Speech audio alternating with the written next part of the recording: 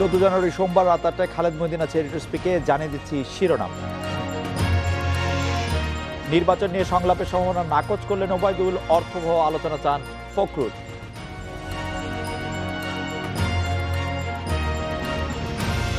কেজিতে চালের দাম বেড়েছে ২ থেকে ৩ টাকা, মিলারদের কারসাজির অভিযোগ।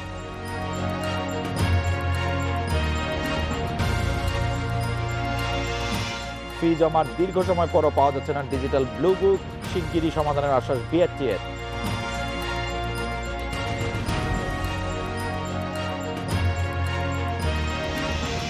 রাজনৈতিক দলগুলোকে গণভবনে আমন্ত্রণ নিয়ে কথা বলতে আমাদের সাথে আছেন সাবেক স্বাস্থ্য ও পরিবার কল্যাণ মন্ত্রী ডক্টর আফমর রুহুল হক এবং বিএনপির vice chairman advocate Zainul Abedin. জনাব আফমর রুহুল হক, গতকাল নির্বাচনের আগে সংলাপে অংশ নেওয়া রাজনৈতিক দলগুলোর সাথে প্রধানমন্ত্রী সংলাপে আমন্ত্রণ জানাবেন এমন কথা আমরা শুনেছিলাম। আজ আবার শুনলাম এটি শুধুই শুভেচ্ছা বিনিময়। আওয়ামী লীগ কি তার অবস্থা পরিবর্তন করলো? কোনো কারণে ভুল বোঝাবুঝির অবকাশ এখানে রয়েছে কিনা? জনাব আফমর রুহুল হক।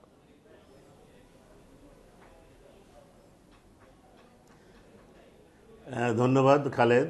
ইন্ডিপেন্ডেন্ট টেলিভিশনের সকল দর্শকদের আমি শুভেচ্ছা জানাচ্ছি। সুন্দর প্রোগ্রাম আপনার। আপনি যে কথা বললেন, আওয়ামী লীগ শুভেচ্ছা বিনিময় তো করতেই পারে, কিন্তু নেত্রী তার অবস্থান পরিবর্তন করবেন এটা আমি কখনো মনেই করতে পারি না। নেত্রী বলেছেন আবার ডায়ালগ করতে চান, তাদের সাথে দেখা করতে চান, তারা কি মনে করেছেন সে বিষয়ে হয়তো আলোচনা করতে চান। এটি কোনো খারাপ দিক আছে বলে তো আমি মনে করি না। সুতরাং নেত্রী যেটি বলেছেন আমি তার সাথে একমত। সবার সাথে কথা বলা যেতে পারে। সবাই আগে আলাপ করেছিলেন, এখন তারা কি অবস্থানে আছেন, কেমন আছেন, দেশের পরিস্থিতি কি, কি করতে চাই, কিভাবে দেশ চালাতে চাই, এ বিষয়ে আলাপ করা তো যেতেই পারে নিশ্চয়ই সবাইকে দিয়ে। এটি অপরাধের কোনো কিছু আছে বলে তো মনে হয় না। আওয়ামী লীগের সাধারণ সম্পাদক বলছেন যে গণভবনে শুধু শুভেচ্ছা বিনিময়ই হবে, গণভবনে আর কোনো বিষয়ে আলাপ আলোচনার সম্ভাবনা তিনি একরকম তিনি উড়িয়েই দিয়েছেন, আমরা এরকম বলতে পারি। শুধু শুভেচ্ছা বিনিময়ই কি আসলে এই সংলাপের উদ্দেশ্য ছিল, বা সেই জায়গা থেকে সরে আসলো কিনা সেটি আমরা একটু জানতে চাইছিলাম।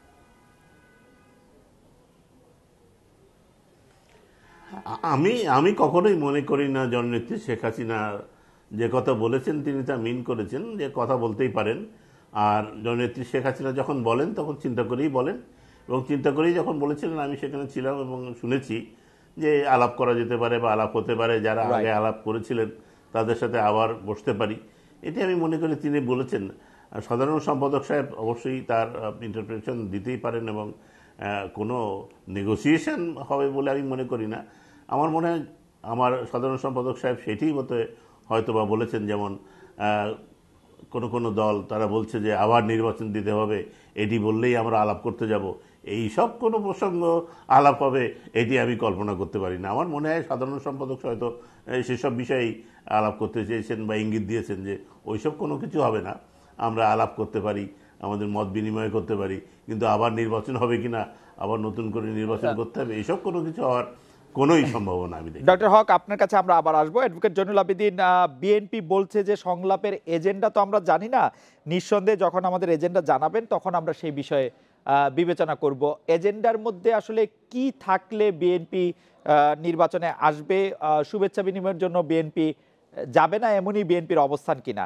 অন্যদিকে আরেকটি প্রশ্ন আপনার কাছে করতে চাই, ঐক্যফ্রন্ট আসলে সরকারের সাথে কথা বলতে চায়, বিএনপি সেই ক্ষেত্রে ঐক্যফ্রন্টের সঙ্গে আছে কি নাই সেটিও আমরা আসলে পরিষ্কার বুঝতে পারছি না। আপনি একটু আমাদের এই ব্যাপারে আলোকিত করবেন কিনা, অ্যাডভোকেট জয়নুল আবেদিন? খালেদ, আপনাকে ধন্যবাদ। অনেকদিন পরে আপনার এই অনুষ্ঠানে আসলাম। আমি ইদানিং খুব একটা আসি না বিভিন্ন কারণে। তার কারণ আমি একটা জিনিস লক্ষ্য করলাম যে কেউ সত্য কথা বলতে চায় না। ডিজিটাল যুগ, এই ডিজিটাল যুগে সবাই কোথায় যেন একটু লুকিয়ে রাখতে চায় সব কিছু। কেউ সেদিন আমি দেখলাম যে কেউ আলোচনা করছে, মূল ইস্যুর থেকে অনেক দূরে চলে যাচ্ছে। এখন আপনি যে প্রশ্নটি করলেন, এই প্রশ্নটির যে জবাব আমি কি দেব বুঝতে পারলাম না। গতকালকে একরকম শুনলাম, আবার আজকে একজন সরকারি দলের সাধারণ সম্পাদক একটা বিরোধী দল আওয়ামী লীগের মতো সংগঠনের সাধারণ সম্পাদক কালকের কথাটা হুসাইন মোহাম্মদ এরশাদ যেমন আজকে একটা বলে কালকে আবার চেঞ্জ করে দেয়, সেরকম একটা পরিবর্তন করে দিলেন। এখন এটা নিয়ে মির্জা ফখরুল ইসলাম আলমগীরই বা কী বলবেন, আমি বা কি বলবো, আপনার প্রশ্নের জবাব কি দেব, এইটা আমার মনে হয় যে একটু ভাবতে হবে। যে কেন সবাই তো মিথ্যা কথা বলে, আমি তো আর মিথ্যা কথা বলতে পারবো না। আমাকে হয় কিছু না বলে থাকতে হবে, না হলে সত্য কথা বলতে হবে। অ্যাডভোকেট জয়নুল আবেদিন, আপনি মনে করছেন যে আওয়ামী লীগ দুই রকম বক্তব্য দিচ্ছে। আপনি কি মনে করেন যে এইটি যদি আপনি মনে করেন যে দুই রকম বক্তব্য দিচ্ছে, কারণ গতকালও যখন বলা হয়েছিল যে সংলাপ হবে তখনও কিন্তু কি বিষয়ে সংলাপ হবে সেরকম কোনো স্পষ্ট ধারণা সেখানে ছিল না। আমরাও শুনেছিলাম যে নির্বাচন পরবর্তী আপ্যায়ন এবং শুভেচ্ছা বিনিময় তিনি করতে চান, যেটি আজকে তিনি স্পষ্ট করে বললেন যে শুধু শুভেচ্ছা বিনিময় হবে। আপনারা আসলে কি আশা করেছিলেন বা তার বক্তব্যে আপনি কিসের মানে জন্য অপেক্ষা করছিলেন, যে গণভবনে কি বিষয়ে আলাপ হবে? খালেদ খালেদ জি, খালেদ সংলাপ আর শুভেচ্ছা, বিরোধী দল লোকের কি শুভেচ্ছার খুব অভাব হয়ে গেছে নাকি যে শুভেচ্ছা বিনিময় করার জন্য যেতে হবে? এই সুতরাং আপনিও দেখলাম যে আপনি যেভাবে প্রশ্ন করছেন ঠিক ওইভাবেই প্রশ্ন করছেন। আপনি তো ভালোভাবেই বোঝেন, আপনি অনেক সিনিয়র সাংবাদিক, আপনি জ্ঞান অনেক রাখেন। কাজেই সংলাপ আর শুভেচ্ছা কি এক হয়? এটা কোনো দিনই হয় না। কাজেই এই বিষয়টি নিয়ে এত কিছু না বলাই ভালো। অপেক্ষা করেন দেখেন। আমরা আবার একটু ডক্টর রুহুল হক আপনার কাছে ফিরতে চাই। ডক্টর রুহুল হক, এইবারের নির্বাচন নিয়ে অনেক রকম কথা হচ্ছে। সর্বশেষ বিএনপির সাবেক মহাসচিব জনাব এম হাফিজউদ্দিন না, জনাব মেজর মেজর মেজর হাফিজউদ্দিন, অবসরপ্রাপ্ত হাফিজউদ্দিন, তিনি একটি টেলিভিশন চ্যানেলে বলছেন যে খুবই গত ৩ বছর ধরেই হয়তো এই নির্বাচনটি কিভাবে হবে, এর ফল কিভাবে করবে তার একটি পরিকল্পনা করা হয়েছে। আপনিও এবার সংসদ সদস্য নির্বাচিত হয়েছেন। আপনার মানে সংসদে প্রাপ্ত ভোট, নির্বাচন, তা নিয়ে আমাদের যদি একটু বলেন।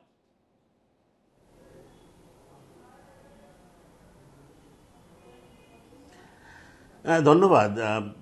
একজন সংসদ সদস্য নির্বাচন করার পরে আবারও যদি তিনি সংসদ সদস্য হতে চান, তা 5 বছর ধরেই তো তারা সংসদ সদস্য হওয়ার জন্য পরিকল্পনা করে। তো 3 বছর কেন? গতবার নির্বাচন হওয়ার পর থেকেই আমি তো অন্তত কি করে পরবর্তী পর্যায়ে নির্বাচন করব সেসব সম্বন্ধে প্ল্যান করে আসছি। এতে কোনো অপরাধ আছে বলে তো মনে করি না। আমার নির্বাচিত ফলাফল আপনারা নিশ্চয়ই জানেন, আপনার কাছে আছে। 3,09,000 বোধহয় ভোট, এবং আমার অপোজিট যে বিএনপির যে প্রার্থী ছিলেন তিনি 24,000-এর মতো ভোট পেয়েছেন। তার কোনো প্রার্থীর কোনো ক্যান্ডিডেট বা তার কোনো লোকজন প্রায় কোনো কেন্দ্রেই ছিল না। কয়েকটি কেন্দ্রে মাত্র 2-1 জন তাদের লোকজন ভেতরে ছিলেন, তাও কতক্ষণ পরে চলে গিয়েছিলেন। আমি তো যে ক্যান্ডিডেট, আমি আমার কাছের মানুষ, বাড়ির পাশের মানুষ, তারা তো গত 10 বছর ধরে এলাকায় দেখিনি।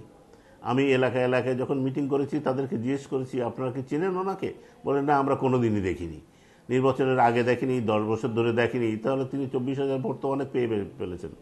এটাই তো অনেক বলে আমি মনে করি। সুতরাং আমার মনে হয় এতে কোনো অপরাধ আছে বলে তো মনে হয় না। এবার আমার প্রায় 80% ভোট কাস্ট হয়েছে।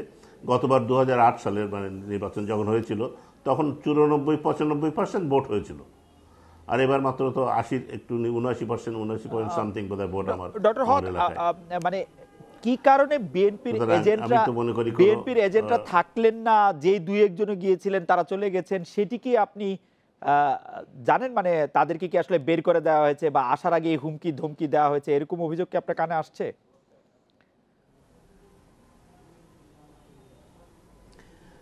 না, নির্বাচন প্রাককালে আমি তো আমার এলাকায় কোনো রকম হুমকি ধামকি বা মারামারি কাটাকাটি কোনো খবর আপনারাও করতে পারেননি, কেউ করতে পারেননি, এবং আমরা অত্যন্ত শান্তিপূর্ণভাবে নির্বাচন করেছি। আমার অপোজিট ক্যান্ডিডেট আমার সাথে এসেছিলেন, আমার বাসায় বসে চা খেয়ে গেছেন, আমরা কথা বলেছি, শুধু মত বিনিময় করেছি, সুতরাং এরকম কোনো ঘটনা তো নেই।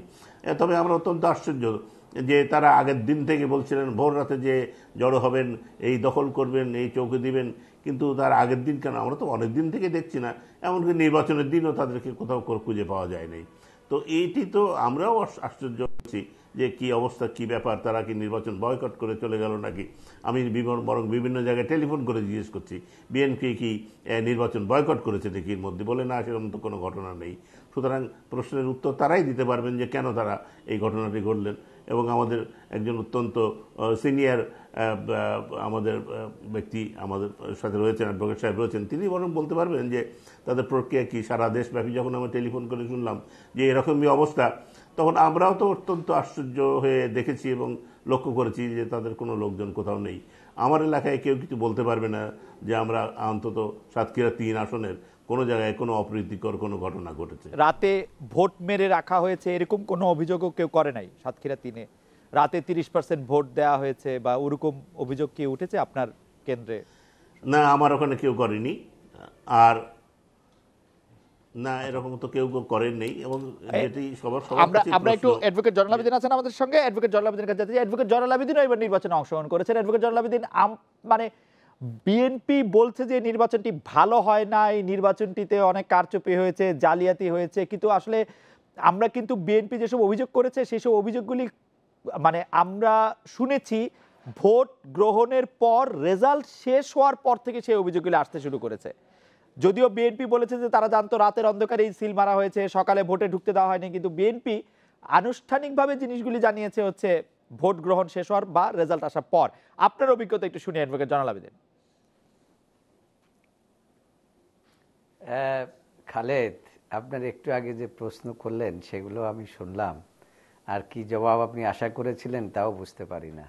এখন আমার কাছ থেকে আপনি জবাব চাচ্ছেন। আমি নিজেও একজন ক্যান্ডিডেট ছিলাম, আপনি জানেন।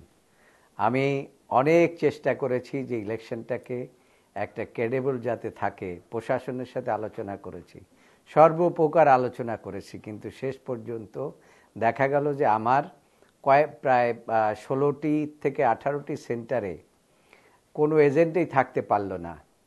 কেন থাকতে পারল না এটা আপনি নিজে নিজে বুঝে নেন।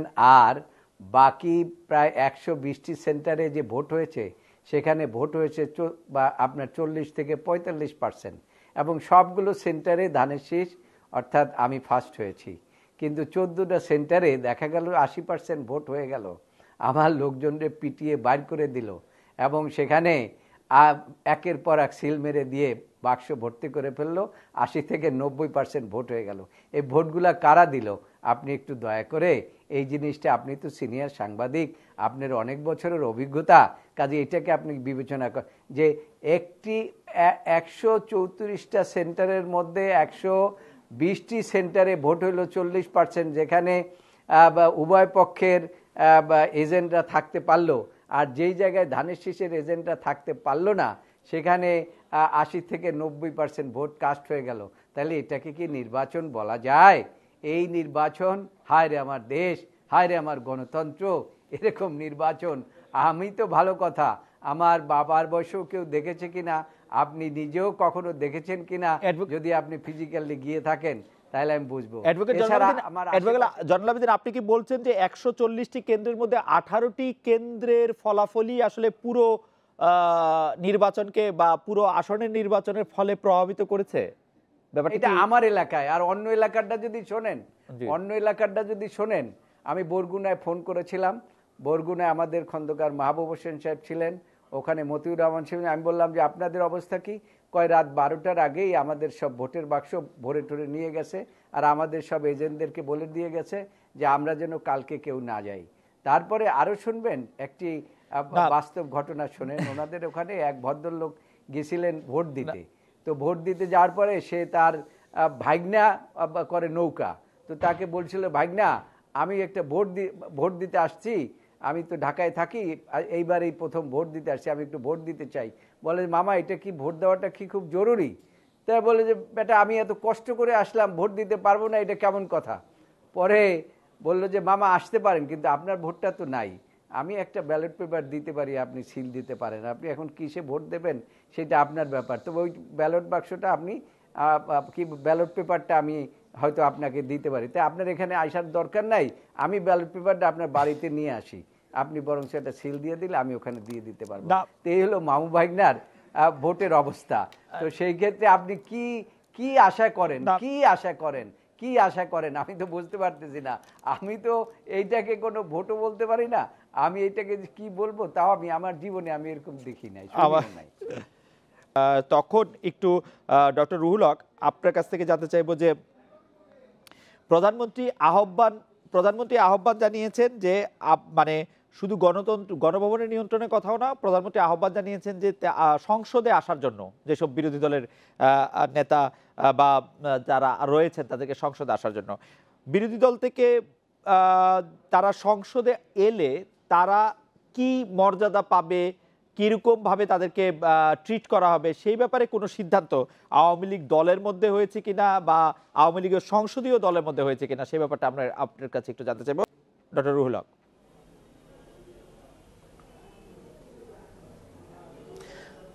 ধন্যবাদ খালেদ, ভালো প্রশ্ন। আমার মনে হয় যারা নির্বাচন করেছেন, জনগণের রায় পেয়েছেন, তারা নির্বাচিত হয়েছেন, তাদের একমাত্র কর্তব্যই হচ্ছে আমাদের পার্লামেন্টে অংশগ্রহণ করা। তারা ইতিমধ্যে বলছেন তারা অংশগ্রহণ করবেন না, কেন তারা ভালোই জানেন। তবে আমি এই প্রশ্নে আসার আগে আপনারা বলছিলেন জয়নুল আবেদিন সাহেব, তিনি 2001 সালে নির্বাচন করেছিলেন কিনা জানি না, তবে আমি নির্বাচন করেছিলাম 2001 সালে। 2001 সালের নির্বাচনের ফলাফল আপনারা জানেন, আমিও জানি। শুধু এটুকু মনে করিয়ে দিতে চাই যে আমার প্রতিদ্বন্দ্বী যিনি ছিলেন তিনি সকাল থেকেই বলছিলেন যে আমি 40,000 ভোটে এগিয়ে গেছি, অথচ আমরা মনে করছিলাম যে আমরা এগিয়ে থাকবো। আপনারা সকলেই জানেন 1.5 কোটি ভোটার ভুয়া ভোটার ছিল। আর তার 2-3 দিন পরে এক ভদ্রলোক, নির্বাচনের 2-3 দিন পরে একজন পুলিশের লোক আমার কাছে হাতের ব্যথা নিয়ে দেখাতে আসলে, ডাক্তার সাহেব একটু ওষুধ দেন। তাহলে কি করে ব্যথা হলো ভাই বলবেন না, বলতে চাচ্ছিল না, বলে বলেন কি করে, বলে ভাই আমার ওই ভোটের দিন রাত্রে ভোটের সিল মারতে মারতে শোল্ডারে ব্যথা হয়ে গেছে। তো এই হচ্ছে পরিস্থিতি। এরকম বহু গল্প আছে, আপনারা জানেন। সুতরাং এই গল্প তো নিশ্চয়ই ওনারা জানেন, স্বীকার করবেন না আমি জানি। তো এটি আমার ডাইরেক্ট মানে তারও 2-3 দিন পরে ভোটের আরও একজন অত্যন্ত সিনিয়র কর্মকর্তা সাতক্ষীরা থেকে আমার সাথে একসাথে নামাজ পড়ছিলাম, এসে বললেন যে স্যার আপনারা কি করলেন। বলে কি ব্যাপার, ভোটের আগের দিন তো ওনারা 40,000 ব্যালট পেপার নিয়ে চলে গেছিলেন, আপনারা কিছু করতে পারলেন না। তো এই হলো ব্যাপার, এই হচ্ছে ভোটের কাহিনী। সুতরাং ওনারা আজকে যে কথা বলছেন, আমরা তো এসব কোনো উদাহরণ ওনারা দিতে পারবেন না। আমরা তো নির্বাচন করেছি, 4র্থবার নির্বাচন, হয়তো। তো সুতরাং আমি মনে করি একটি সুন্দর নির্বাচন হয়েছে, জনগণ মাঠে ছিল, জনগণ ভোট দিয়েছে। ওনারা কেন যাননি, কেন করতে পারেননি সেটি বলতে পারবো না। আর যে কথা বলছেন যে যারা নির্বাচিত হয়েছেন, বিএনপির 5 জন, গণফ্রন্টের 2 জন, আরও একজন হয়েছেন নির্বাচিত, তারা সবই যদি ভোটের বাক্স ফিল আপ হয়ে যাবে, এনারা নির্বাচিত হয়ে আসলেন কি করে? আর ভোটের বাক্স যদি ফিল আপ থাকেই তো ট্রান্সপারেন্ট ব্যালট বাক্স, তারা তো তখনই কমপ্লেন করবেন যে ভাই এটা ভোটের বাক্স সব ফিল আপ করা। ওনারা পরের দিন সন্ধ্যাবেলা রাত্রে যে এসে বলছেন যে এই কাণ্ড ঘটনা, এটি তো সঠিক বলে আমি মনে করি না। সুতরাং আমরা মনে করি প্রশ্ন আসছে ডক্টর হক যে যারা প্রতিবাদ করবেন, অর্থাৎ বিএনপির এজেন্টরা বা বিএনপি বা অন্য দলের সমর্থিত এজেন্টরা বা আওয়ামী লীগ, তারা তো আসলে ছিলেনই না সেখানে, প্রতিবাদ কি হয় করবেন? না, ওনারা জাননি তো, it is not our fault. আমরা যেতে দিইনি তা তো না। হ্যাঁ, আমরা বক্তৃতার সময় অনেক কিছু বলি, কিন্তু আমরা তো যেতে দিব না তা তো বলিনি। ওদের প্রেজেন্ট ছিলেন না। আমার 155টি কেন্দ্রের মধ্যে বোধহয় 2টি কি 3টি কেন্দ্রে তাদের উপস্থিতি ছিল মাত্র, তাও কিছুক্ষণের জন্য, পরে তারা বেরিয়ে এসছেন। বাইরেও তাদের কোনো লোকজন বসেছিল না যারা ভোটার স্লিপ দেয়, কোনো কেউকে তাদের খুঁজেই পাওয়া যায়নি। সুতরাং আমি বলবো এটি তারাই বলতে পারবেন কেন করেননি বা কি করেননি। আমি মনে করি আমরা সুন্দরভাবে নির্বাচন করতে চেয়েছি এবং পেরেছি, এবং তারা যে ভীত সন্ত্রস্ত হয়ে নির্বাচন কেন্দ্রে যান নাই বা নির্বাচনে অংশগ্রহণ করেননি, এটি আমার মনে হয় সেটাই প্রমাণ। অ্যাডভোকেট জয়নুল আবেদিনের মন্তব্য এই ব্যাপারে একটু শুনবো। তার আগে আমি অ্যাডভোকেট জয়নুল আবেদিন, এই নির্বাচনের পরে পুরো মানে নির্বাচন, তার ফল, তার সবকিছুর জন্য আপনারা ফল ভালো হয়নি সেরকমই আপনারা মনে করছেন, নাকি বিএনপিরও সাংগঠনিক কিছু গোছানো কোনো কোনো বিষয় পুনরায় সিদ্ধান্ত করা, ঐক্যফ্রন্টে আপনারা কিরকম করে থাকবেন, 20 দলীয় জোটে আপনাদের কি হবে, সেই সব বিষয়গুলি নিয়েও আপনারা একটু ভাবছেন? খালেদ, এই কথাটি আপনি এখন যে প্রশ্নটা আমাকে করেছেন, আমি 2012 সনে যখন সুপ্রিম কোর্টের সভাপতি ছিলাম, এই বিদায় নেওয়ার প্রাক্কালে আমি বলে গিয়েছিলাম যে এই নির্বাচন ব্যবস্থা যে ধ্বংস করা হলো একটি জাজমেন্ট দিয়ে, এক ব্যক্তির ইচ্ছার প্রতিফলনের মাধ্যমে, এইটার ফল জাতি একসময় না একসময় ভোগ করবে, দেখবে। দলীয় সরকারের অধীনে যে নির্বাচন সুষ্ঠু, নিরপেক্ষ, ক্রেডিবল নির্বাচন সম্ভব নয়, এইটা এইবার একেবারে 100% পরীক্ষা হয়ে গিয়েছে। এর কোনো ব্যত্যয় হয় নাই। আমি একটা কথা বলতে চাই, রুহুল হক সাহেব যে কথাটা বললেন 2001 সনে নাকি যে পুলিশের ছাপ দিতে দিতে ব্যালট কি বলে হাত ব্যথা হয়ে গেছে, তাহলে কি ওনারা অস্বীকার করতে পারবেন এই কাজটি ওনারা আরও এইবার দ্বিগুণ বেগে করেন নাই? ওনারা দ্বিগুণ বেগে করেছেন। একটি কথা বলতে হয়, আমি ওই সময় বলতে পারি নাই, আপনি আমাকে আমার নিজের ব্যাপারে প্রশ্ন করেছিলেন। দেখুন, আমাকে আমার এলাকার সকল প্রশাসন আশ্বস্ত করেছিলেন যে আপনার এলাকার ভোটটা অন্তত সুষ্ঠু হবে, তার কারণ আপনি দেশের সর্বোচ্চ আদালতের সভাপতি।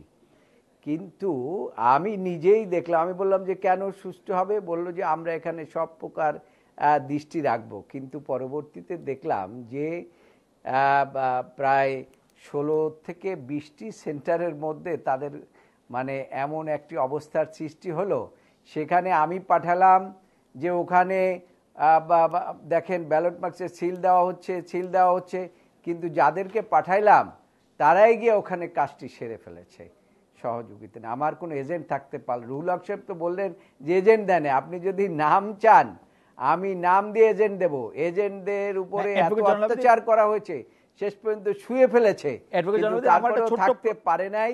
এবং অ্যাডভোকেট জনালউদ্দিন, আমার একটা ছোট্ট প্রশ্ন ছিল, আপনি যখন বলছেন যে সেই সব জায়গায় ভোটে সিল মারা হচ্ছে বা ব্যালট পেপারে বেআইনিভাবে, তখন কি আপনি এই বিষয়টি নির্বাচন কমিশনকে জানিয়েছিলেন, বা আপনি তখন এই ব্যাপারটি সবার আমলে আনতে চেয়েছেন, বা আপনি বলেছেন যে আপনি নির্বাচন থেকে এই কারণে আপনি নির্বাচনটিকে ভালো মনে করছেন না, নাকি আপনাকে অপেক্ষা করতে হয়েছে রেজাল্ট আসার পর? আমি লিখিতভাবে নো আমি সাথে সাথে লিখিতভাবে আমার যে ওখানে যে আপনার থানা ইউনো যিনি থাকেন, যাকে বলা হয় যে অ্যাসিস্ট্যান্ট প্রিজাইডিং অফিসার, মানে রিটার্নিং অফিসার, তাকে আমি লিখিতভাবে জানিয়েছি, কিন্তু কিচ্ছু করতে পারে না। ভোট গ্রহণের সময় না পরে? সেই জন্য বলছি দলীয় সরকারের অধীনে নির্বাচন সুষ্ঠু নির্বাচন হয় না। এইটা একটা বাস্তব শিক্ষা প্রমাণ দেশ জাতি এইবার নিলেন। আপনারা তো বলছিলেন 2014 সনে বিএনপি নির্বাচনে না গিয়ে ভুল করেছে। 2014 সনে যে এই কারণেই বিএনপি নির্বাচনে যায় নাই যে তারা সংবিধান সংশোধন করে একটা দলীয় সরকারের অধীনে নির্বাচন নিয়ে আসছে। তাই সেই দলীয় সরকারের অধীনে এর চাইতে ভালো নির্বাচন দেশ জাতি আশা করতে পারে না, আমরাও পারি না। তারপরেও নির্বাচনে অংশগ্রহণ করে এবার বিএনপি প্রমাণ করে দিয়েছে যে না, কোনো অবস্থাতে দলীয় সরকারের অধীনে নির্বাচন নয়। বিএনপি শেষ পর্যন্ত থাকার চেষ্টা করেছে, আমিও শেষ পর্যন্ত থাকার চেষ্টা করেছি, কিন্তু শেষ পর্যন্ত আপনার কথা যদি ঠিক হয়, আপনার কথা যদি আমি ঠিক হয়, তাহলে 2014তেও যদি এই প্রমাণটা করতো তাহলে কি মানে লস হতো? আপনি বলছেন যে এইবার নির্বাচনে এসে প্রমাণ করেছে যে 2014তে দলীয় সংসদ না লস। এখানে রাজনীতিতে লাভ লোকসানের বিষয় নয়, প্রসেসের বিষয়। এখানে একটি প্রসেস, একটি নির্বাচন প্রসেসটাকে আপনি এইভাবে ধ্বংস করে দেবেন খালেদ, মানুষের অধিকার, এইটা কি আপনি এই লাভ লোকসান দিয়ে চিন্তা করবেন? Right. এটা চিন্তা করা উচিত নয়। আমরা ভুল মানুষের সঠিকের ভোটের অধিকার বিবেচনাটা হচ্ছে আমরা জনাব এমন আফমর একটি রুহুল হক বিষয় আপনার কাছ থেকে একদম যেটা শেষ একটি কথা, অল্প একটু সময় শুনতে পারবো, আমরা শেষ পর্যায়ে আছি। ডক্টর রুহুল হক,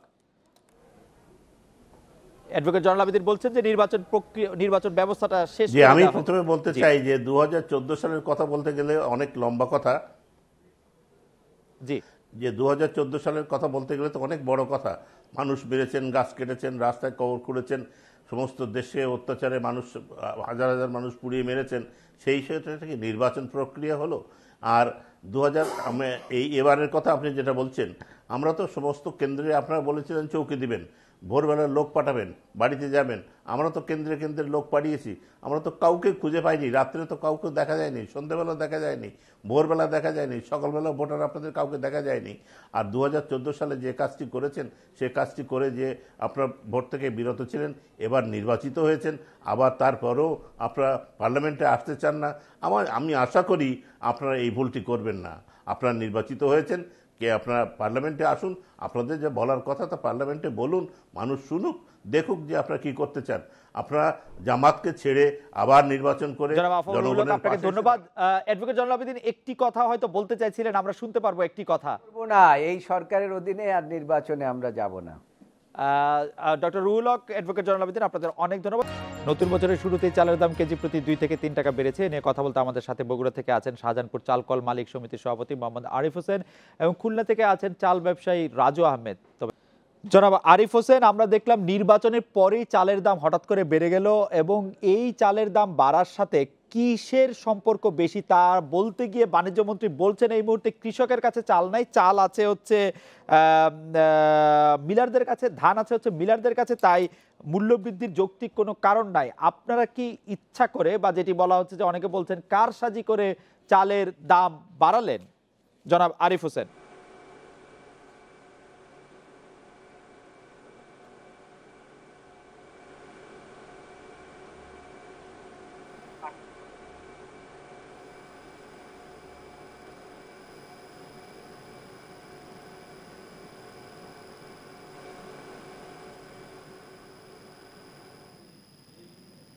জনাব আরিফ হোসেন, আমরা আপনাকে শুনতে পাচ্ছি না, আমরা আপনাকে একটু শুনতে চাই। সেই জন্য আমরা একটু খুলনায় যাচ্ছি। খুলনায় রাজু আহমেদ আছেন আমাদের সঙ্গে, রাজু আহমেদ আছেন, চাল ব্যবসায়ী। রাজু আহমেদ, একই প্রশ্ন আপনার কাছে করতে চাই। নির্বাচনের পরেই চালের দাম হঠাৎ করে বেড়ে গেল, বলা হচ্ছে মিলার এবং কিছুটা ব্যবসায়ীদের কারসাজিতে এই চালের দাম আসলে বেড়েছে, কারণ কৃষকের কাছে এখন ধান নাই, কৃষক এই চালের বাড়তি দামের কোনো সুবিধা পাচ্ছেন না, বা তারা এই চাল বাড়তি দামে বিক্রি করছেন, ব্যাপারটা এমনটাও নয়।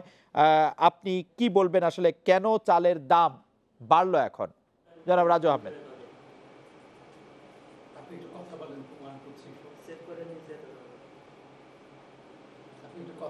হ্যালো, পর্যাপ্ত পরিমাণে মাল আছে মিলারদের কাছে, কিন্তু হয়তো কিছু ব্যবসায়ীদের কারসাজিতে এই চালটা আপনার বাজার বাড়াই দিছে, যেমন একে একে বেড়েই যাচ্ছে, তো এতে তো অস্থির হয়ে যাচ্ছে আমরা সাধারণ ব্যবসায়ীরা। জনাব দ্বিতীয়ত রাজু হচ্ছে আহমেদ, আপনার রাজু সরকার আহমেদ, যদি আপনি কি বাড়তি দাম, এটার, রাজু আহমেদ, আপনি কি বাড়তি দামে চাল বিক্রি করছেন? যেটা কিনেছি ওইটা বাড়তি দামে, আগের যেগুলো আমার কিনা ছিল ওইটা আগের দামে আমরা বেচতেছি, যেগুলো বাড়তি দামে কিনেছি ওগুলো আমরা বাড়তি দামে এখন বেচতেছি। যেগুলি বাড়তি দামে কিনেছেন সেগুলি বাড়তি দামে আপনারা বিক্রি করছেন? আপনারা বিক্রি করতেছি, আর আপনারা যেগুলো আমাদের পিছনে ছিল ওগুলো আমরা পিছনে। চালটা আপনারা বাড়তি কিনেছেন কেন? আগের চাল থাকতেও আপনারা নতুন চাল বাড়তি দামে কেন কিনেছেন?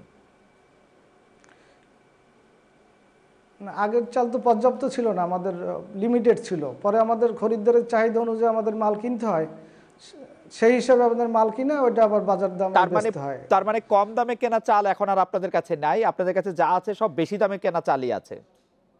নাই, মানে জি বেশি দামে কেনা চাল আছে, এবং বেশি দামেই আপনারা বিক্রি করছেন? জি। এবং এইটা মিলাররা বেশি দাম রাখছেন আপনাদের কাছ থেকে? এটা মিলার আর না, আমরা বড় বড় আড়ত থেকে কিনি, আড়ত থেকে আমাদের কাছ থেকে এই বেশি দামটা নিচ্ছে। আর মিলাররা একটা হঠাৎ করে যখন বাজার উঠতেছে তখন বড় বড় আড়তদাররা আমাদেরকে চাপ দিচ্ছে, বা তারা চাপের ভিতরে আছে, যেমন তাদেরকে গাড়ি দিচ্ছে না, মানে সংকট দেখায় তাদেরকে মাল দিচ্ছে না, আর ওই চাপে পড়ে আমাদের ওই মালগুলো কিনতে হচ্ছে। তারা বলতেছে যে আমরা মালটা পাচ্ছি না, আমরা বুক করে রাখিছি, আমাদেরকে দিচ্ছে না, এই বাজার বাড়তি, সেই হিসাবে তারা কিনতেছে, যেমন আমরা তাদের কাছ থেকে বেশি দাম দিয়ে কিনতেছি। জনাব মোহাম্মদ আরিফ হোসেন, আপনার কাছেই প্রথমে প্রশ্ন করেছিলাম, আপনাকে শুনতে পাইনি আমরা কারিগরি ত্রুটির জন্য। আবার প্রশ্ন করছি, নির্বাচনের পরে চালের দাম হঠাৎ করে বেড়ে গেল, কৃষকের কাছে এখন ধান নাই, যে কৃষক বাড়তি দাম পাচ্ছে, ব্যবসায়ীরা বলছেন যে তারা আড়ত থেকে কিনছেন, আড়তে বিভিন্ন রকম কথা বলছে, সেই জন্য চালের দাম বেশি মনে হচ্ছে, গাড়ি এবং অন্যান্য সংকটে।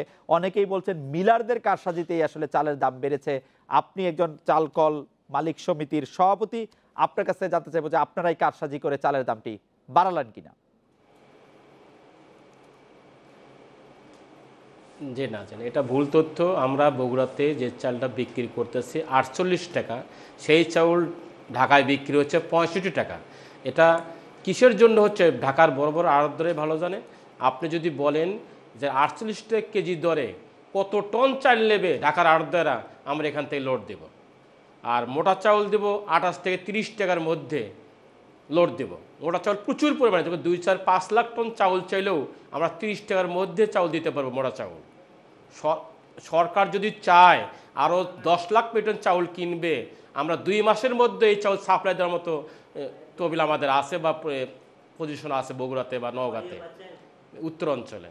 এটা সম্পূর্ণ ঢাকা বা যে অঞ্চলে বাড়ছে সেই ব্যবসায়ীদের কারসাজি, তারাই মিলারদের দোষারোপ করে এটা করতেছে। এটা আমাদের মিলারদের কারো কারসাজি না। মিলারদের বর্তমানে যে অবস্থান, এই চাল যদি সরকার না কেনা বা ইয়ে করে, মিলাররা পঙ্গু হয়ে যাবে একবারে। এদের কাছে, আমাদের কাছে এত চাউল মজুত হয়ে যাচ্ছে দৈনন্দিন। আপনাদের কাছে এত চাল মজুদ থাকা সত্ত্বেও এবং আপনারা 48 টাকা করে চাল দেওয়া সত্ত্বেও সেটি 17 টাকা মার্কআপ করে 65 টাকায় আড়তে বেচা হচ্ছে, সেটি কি আপনি বলছেন? হ্যাঁ হ্যাঁ, এটা আড়তদাররা ঢাকায় বা যেখানে বাড়ছে, এই ঢাকার আড়তদাররা এটা করতেছে। এটা সম্পূর্ণ আড়তদারদের কারসাজি, মিলারদের না।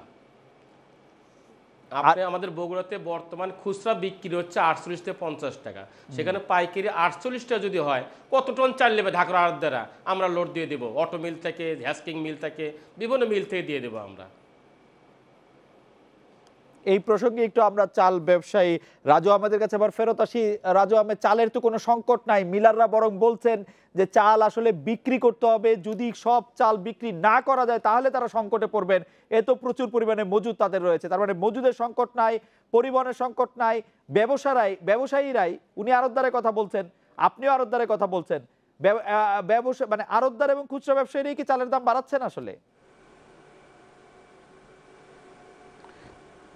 না, এটা ঠিক না। আমরা যখন আড়ত থেকে কিনি, আড়তদাররা আমাদেরকে এইভাবে একটা করতেছে যে আসলে আমাদের পর্যাপ্ত পরিমাণে মাল পাচ্ছি না, মাল আটকাই দিচ্ছে, বা মালের একটা সংকট দেখাচ্ছে যে আমরা এই দামে মাল কেনা লাগতেছে। তো মাল তো পর্যাপ্ত পরিমাণে মিলে মজুত আছে, এবং হয়তোবা আমার মনে হয় যে সরকার যদি এটাকে পদক্ষেপ নেয়, ইনশাল্লাহ এটা সফল হবে। যেহেতু সরকার, খাদ্যমন্ত্রী যে সার্কুলার দিছে, এখনই একটু স্থির অবস্থা আছে বাজারটা। সরকার কি পদক্ষেপ নেবে? চায় তো বাজারটা নিয়ন্ত্রণ রাখতে পারবে। সরকার কি পদক্ষেপ নেবে, বা সরকার প্রতিটা মিলারকে সরকার আইনগতভাবে, যেমন খাদ্যমন্ত্রী একটা সার্কুলার দিছে, 1 সপ্তাহের ভিতরে চালের বাজার কমাইতে হবে। কিন্তু চাল তো আছে পর্যাপ্ত পরিমাণে, মিলে আছে, আড়তদাররা নিচ্ছে, কিন্তু আড়তদাররা তাদের কাছ থেকে বেশি দাম দিয়ে নিচ্ছে।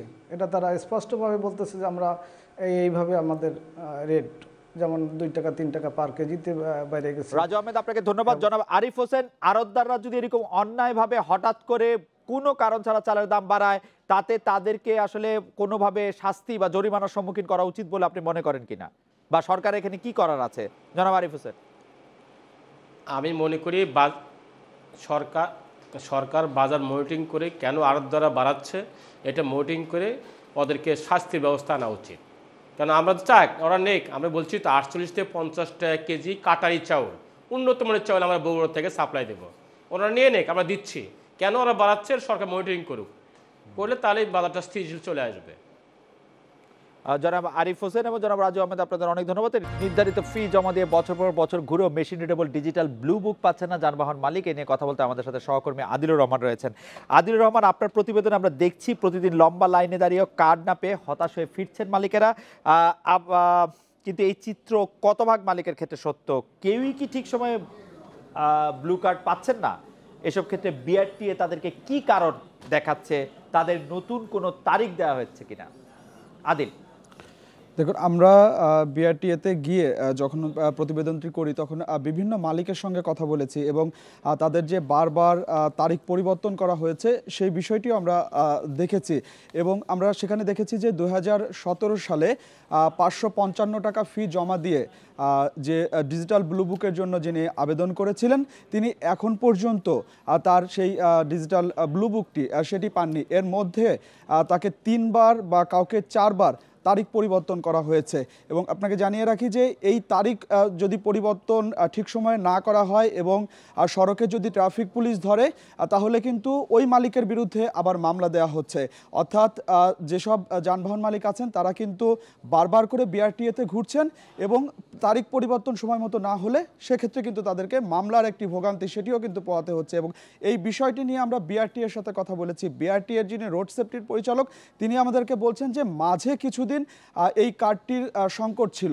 তিনি বলছেন যে ইউরোপ টেকনোলজিতে এই কার্ডটি তৈরি এবং এটি আমদানি করতে হয় আর কাস্টমসে বিভিন্ন জটিলতার কারণে এই কার্ডটি বাংলাদেশে আসতে কিছুটা সমস্যা হচ্ছিল, যে কারণে মাঝে কার্ডের একটি স্বল্পতা ছিল। তবে এই মুহূর্তে এই কার্ডের কোনো স্বল্পতা নেই। তবে আমরা বিআরটিএতে গিয়ে যেটি দেখতে পেয়েছি, অর্থাৎ আমি ফুটেজ সংগ্রহের সময় প্রায় 1.5 ঘন্টা এই লাইনে আমি একটি লাইনে দাঁড়িয়েছিলাম। সেই লাইনে আমি দেখিনি যে একজন এই ডিজিটাল ব্লু বুক যেটি ডিজিটাল কার্ডটি সেটি কিন্তু তারা পেয়েছেন এবং দিনের পর দিন অর্থাৎ গত 2 বছর ধরে কিন্তু এই কার্ডের এই সংকটটি চলছে। তবে বিআরটিএ বলছে যে এই মুহূর্তে কার্ডের কোনো সংকট নেই, খুব দ্রুতই এই কার্ডটি সচল হবে। এই যে ডিজিটাল ব্লু বুক সেটি কিন্তু করা হয়েছিল যে মোটরসাইকেল বা বিভিন্ন যানবাহন যে চুরি হয় সেই চুরিটি বন্ধ এবং নিবন্ধন প্রক্রিয়াটি সহজ করার জন্যই কিন্তু আসলে এই machine readable digital blue book সেটি এর প্রক্রিয়া শুরু হয়েছিল 2012 সাল থেকে। কিন্তু এই মুহূর্তে এই মেশিন রিডেবল যে ডিজিটাল ব্লু বুক সেটি কিন্তু একটি ভোগান্তির নাম হয়ে দাঁড়িয়েছে পরিবহন মালিকদের কাছে। অর্থাৎ তারা নির্ধারিত ফি জমা দিচ্ছেন।